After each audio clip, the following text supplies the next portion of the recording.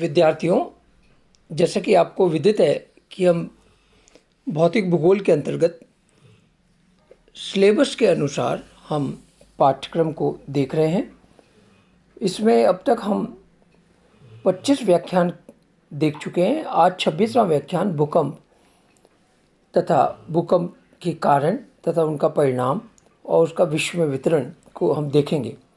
जैसा कि आपको विदित है कि भूकंप का जो शाब्दिक अर्थ है, पृथ्वी पर कंपन होना, यानी कि धरातल को प्रभावित करने वाली शक्तियों में भूकंप आकस्मिक अंतर्जात प्रक्रिया है और इसका शाब्दिक अर्थों में मतलब है कि पृथ्वी का कांपना। वास्तव में भूतल पर अनुभव किया गया कोई भूकंप किसी अन्य महत्वपूर्ण भूगार्भिक प्रक्रिया का परिणाम होता है। भूकंप अपने आप में स्वयं कारण नहीं होता है। मैसेल्वेनी के अनुसार भूकंप भूपटल की कंपन या लहर है जो धरातल के नीचे ऊपर शैलों के प्रत्यास्थ या गुरुत्वाकर्षण की स्थिति में क्षणिक विक्षोभ द्वारा उत्पन्न होता है।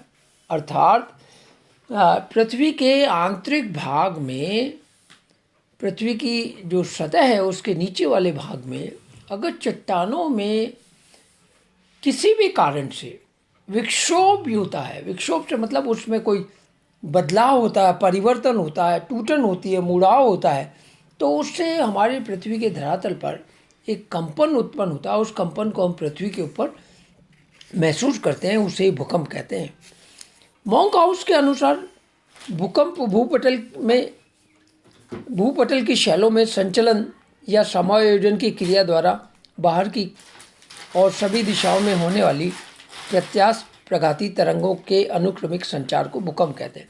मॉन्क हाउस, जैसे कि आपको पता है कि भौतिक भूगोल, फिजिकल ज्योग्राफी के प्रमुख विद्वान रहे हैं, इन्होंने यही कहा कि प्रत्येक चट्टान के अंदर एक उसकी सीमा होती है, प्रतिरोधकता की, संचलन की एक सीमा होती है, और इस संचलन के पश्चात अगर वो चट्टान टूटती है या उसमें कोई खिसकाव होता है तो उससे इलास्टिक शॉक वेव यानी प्रत्यास्थ प्रघाती वेव्स की उत्पत्ति होती है और इनका अनुक्रमिक संचार मतलब आगे की तरफ बढ़ने के क्रम को अनुक्रमिक संचार कहते हैं। तो ऐसी उत्पन्न वाली प्रक्रिया को हम भूकंप कहते हैं। इस आधार पर हम ये कहते हैं। इसके अलावा अनेक विद्वानों ने भी इसको परिभाषित किया, तो परंतु भूगोल का मोटे तौर पर यही है। भूकंप जिस स्थान पर, जिस बिंदु से स्टार्ट होता है उसे हम भूकंप मूल या अंग्रेजी में फोकस कहते हैं। फोकस यानी कि उसका जो भूकंप का वो मूल है यानी कि मूल का मतलब होता है उसका बीज है, यानी कि वहाँ से वो उत्पन्न होता है। और जिस स्थान पर सर्वप्रथम यानी कि 90 डिग्री के ऊपर, एंगल के ऊपर, न्यूनतम दूरी के ऊपर जहाँ पर वो सबसे पहले अनुभव होती है, वह उसका एपी सेंटर कहलाता है या भूकंप केंद्र कहलाता है। यानी कि पृथ्वी के धरातल पे किसी भी भाग में, आंतरिक भाग में भूकंप उत्पन्न हुआ और जो न्यूनतम दूरी है उसमें सबसे पहले भूकंप का अनुभव होगा, वो भूकंप ही एपी सेंटर कहलाएगा, यानी कि भूकंप केंद्र कहलाएगा। भूकंपीय तरंगों के क्षेत्र का मापन seismograph, geophone, hydrophone, accelerometer meter द्वारा आजकल किया जाता है, परंतु अभी भी वर्तमान में सीस्मोग्राफ को ही हम ज़्यादा उपयोग में लेते हैं। अगर हम इसमें बात करते हैं कि भूकंप किन कारणों से उत्पन्न होता है, तो भूकंप में वैज्ञानिक आधार पर ये मानते हैं कि शैलों की प्रतिरोधक क्षमता से अधिक विक्षोभ होता है तो भूकंप होता है। अतः भूकंप की उत्पत्ति के मुख्य कारणों के अंतर्गत निम्न 3 मुख्य प्रमुख कारण है। पहला विवर्तनिक कारण, ज्वालामुखी क्रिया और समास्थितिक समायोजन। तो इसके पश्चात भूकंप का भूपटल का संकुचन और प्रत्यास्थ पुनश्चलन सिद्धांत, प्लेट विवर्तनी, जलीय भार व अन्य कई कारण इसके अंतर्गत आते हैं। अब इस कारणों के अंतर्गत हम एक एक करके इन कारणों को देखते हैं। तो पहला है विवर्तनिक तथा भ्रंशन। विवर्तनिक, जैसा कि आपको पता है कि चट्टानों में किसी प्रकार का हलचल होना ही विवर्तनिक कहलाता है। विवर्तनिक का मुख्य कारण पृथ्वी के आंतरिक भाग में प्लेटों की गति के कारण से, रेडियो एक्टिव तत्वों की विखंडन के कारण से ऊष्मा का संचयन होता रहता है जो ऊर्जा उत्पन्न करते हैं और इसके व्यापक स्तर पर पटल विरूपण या ज्वालामुखी क्रिया होती है। ये विवर्तनिक क्रिया भूपटल की शैलों की परतों में गतिशीलता व संचलन उत्पन्न करती है और इसी के कारण से सर्वाधिक भूकंपों की उत्पत्ति होती है। विवर्तनिक प्रक्रियाओं द्वारा महाद्वीप निर्माणकारी तथा पर्वत निर्माणकारी क्रियाओं के अंतर्गत वलन तथा भ्रंशन होते रहते हैं, जिसके कारण अनेक बल प्रतिबल उत्पन्न होते हैं और जो शैलें प्रतिबल का प्रतिरोध नहीं कर पाती है उनसे भ्रंश उत्पन्न हो जाते हैं और ये भ्रंश ही शैल परतों में आकस्मिक हलचल पैदा करके भूकंप की उत्पत्ति पैदा करते हैं। इस आधार पर हम कह सकते हैं कि चट्टानों की जो क्षमता उससे अधिक कोई बल या प्रतिबल या भ्रंशन अगर उत्पन्न होता है तो उसके कारण से हलचल उत्पन्न होती है और ऐसे बल को हम विवर्तनात्मक बल कहते हैं। भारत के जैसे प्रायद्वीपीय भाग का पश्चिमी भाग अस्थिर हो गया है वर्तमान में, वहाँ पे लगातार भूकंप आते हैं। इसी प्रकार से हिमालयन प्लेट के अंतर्गत हिमालय वाले तराई वाले क्षेत्रों में इसी प्रकार चट्टानों की लगातार भारतीय प्लेट के उत्तर की दिशा में उत्तरोत्तर गति करते रहने के कारण से, टकराट के कारण से भूकंप निरंतर आते रहते हैं। तो ये भूकंप इस प्रकार से आते हैं। दूसरी प्रमुख क्रिया ज्वालामुखी क्रिया है। जैसे कि आपको पता है कि ज्वालामुखी क्रिया में एक भीषण विस्फोट होता है। विस्फोट के कारणों से जो भूकंप चट्टानों में हलचल होती है और भूकंप उत्पन्न होता है। तो ये जहाँ भी ज्वालामुखी क्रिया होती है निश्चित रूप से भूकंप वहाँ पर कंपन उसका महसूस होता है।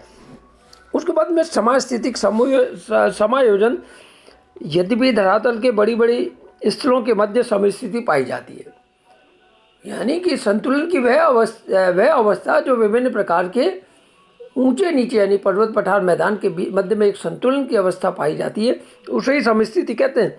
परंतु इस समस्थिति में अनेक कारणों से, यानी कि अपर्दन के कारण से, अनाच्छादन के कारण से, जमाव के कारण से या बड़ी मात्रा में खनन के कारण से या मिट्टी का वहाँ से निकालने के कारण से पृथ्वी के परतों के मध्य में समस्थिति बिगड़ जाती है। और समस्थिति को सुधारने के लिए जो लावा का या मैग्मा का फ्लो है वो एक स्थान से दूसरे स्थान पर होता है, तो उसके कारण से वो वहाँ पर भूकंप उत्पन्न करते हैं। तो इस आधार पर हम ये कह सकते हैं कि आइसोस्टैटिक एडजस्टमेंट के कारण भी भूकंप उत्पन्न होते हैं।